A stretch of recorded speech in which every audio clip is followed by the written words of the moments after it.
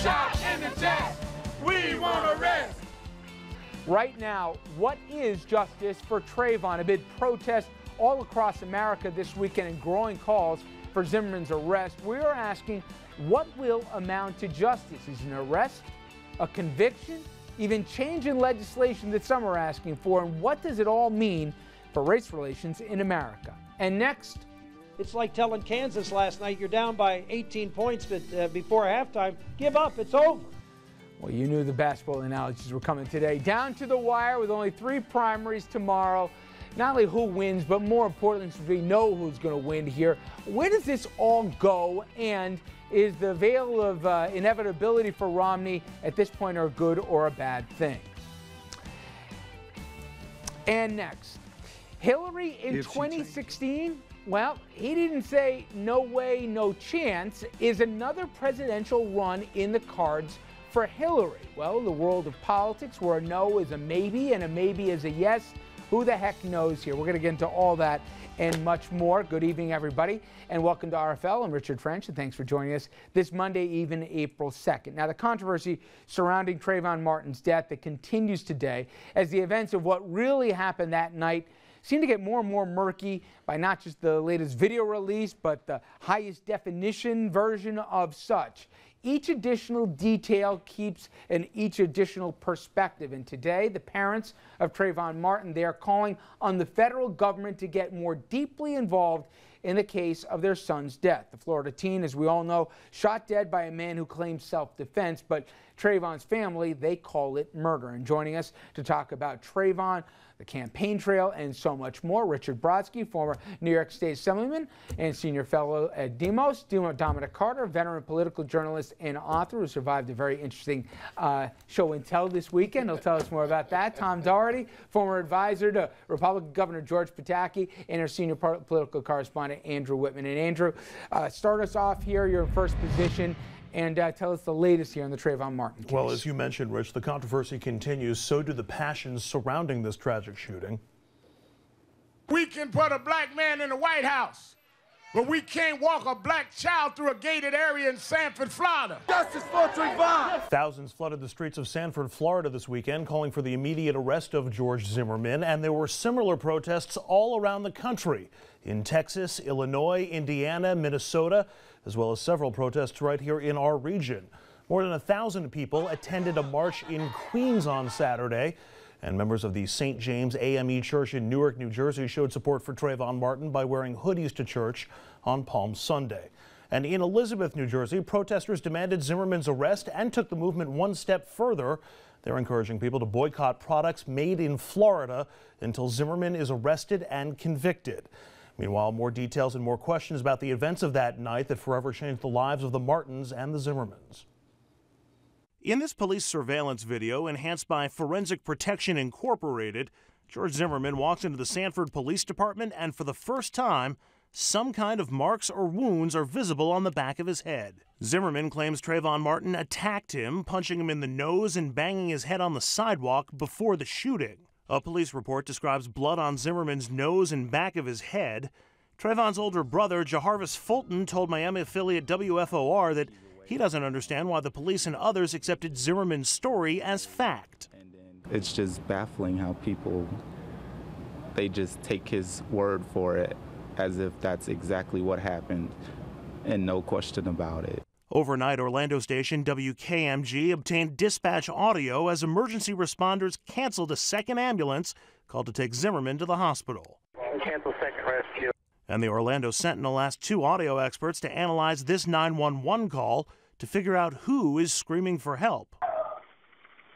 So you think he's yelling help? Yes.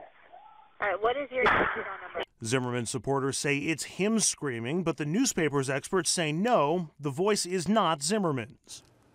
Trayvon Martin's parents are expected to send a letter to the Department of Justice today calling for an investigation into the first state attorney involved in the case, the one who rejected the police recommendation that Zimmerman be charged with manslaughter. Rich? All right, thank you very much, Andrew. Hey, Dominic, you saw the protest this weekend, starting your side of the table here. What, if anything, stood out to you? Before we took a break here on Friday, we wondered what kind of reaction we'd see here. We saw a big presence in Miami, but we saw this in cities large and small, coast to coast. It's sad, Richard, in my opinion, because it's only going to get a lot worse. It's not going to stop until the facts are fully out and it leads to the arrest of Mr. Zimmerman. There appears to be more than enough evidence out there, as based by the piece that you just did here, that would warrant an arrest. I'm not saying a conviction. It's up to a jury, but warrant an arrest. And we're about to see where a can of worms is about to be opened as far as that first state prosecutor that you referred to that went against the recommendation of the police. What I'm really afraid about, Richard, and I almost don't want to say it on television, but it's a good thing that we don't air in Florida. Tensions are rising, and I'm afraid that under the name of Trayvon Martin, and this would be horrific, that some African-American teens or in a reverse situation may attack a white youngster. That's how bad it's getting out there. Something has to give with this situation. Richard, you know how you have so many different entities that are either involved, being asked to get involved. Does there need to be clarity as to who's running this investigation and where they go? Plus, you have different charges they're considering. There needs to be a federal investigation. You know, even hate crime is now, in some ways, confusing the subject. The feds need to step in, as they did over the course of hundreds of years, when there's a lack of faith in local law enforcement. Whether that faith is in fact unjustified or justified, I don't know. But I do know that this is now infinitely larger than the tragic death of one young man and the involvement or not involvement of the guy who pulled the trigger. It's become a symbol for much larger and more profound American questions about race, class, violence, guns. And the federal government's going to have to step in to give people a sense, if only, that there's someone who's going to look at it, who's going to call it as he or she sees it, and bring some closure to the factual questions, so then we can get on as a society and try to resolve these other bigger questions. This is, as Dominic points out, getting uglier and uglier. The question you posed in your opening is the best question of all. What does this mean for race relations? And the first thing it means is we've got to get to a factual description and then turn to a dialogue and try to resolve these other questions. Tom, you've had, over your time when you were sitting in Albany there, you've counseled governors before. If they say, well, what is this about? Everybody knows it was about a fatal gunfight here, a guy with one gun killing an unarmed teen. But would you say it's about race? Would you answer that it's about here? I think it's about fairness. I think as Americans, we expect fairness. Whether you're black, white, Asian, it's about fairness. I don't think we're getting fairness here. We're certainly not getting the facts here. The thing that bothers me the most at this point is that 35 days into this now, in about 2 weeks since the President of the United States said, that could be my son, he didn't send the Attorney General of the United States down to Florida and say, take over this damn investigation and see what really happened. Because the longer this festers, as Dominic said, the more serious and dangerous this gets for people not even involved in this whole thing. And if I'm the President of the United States, and if you care about this country not being racially divided, send the Attorney General down there and say, I am taking over this case as of now. So and he won't do that. The President doesn't care about the racial divide? I think that if the President cared that much, Richard, he'd send Eric Holder down there instead of shipping guns down to Mexico.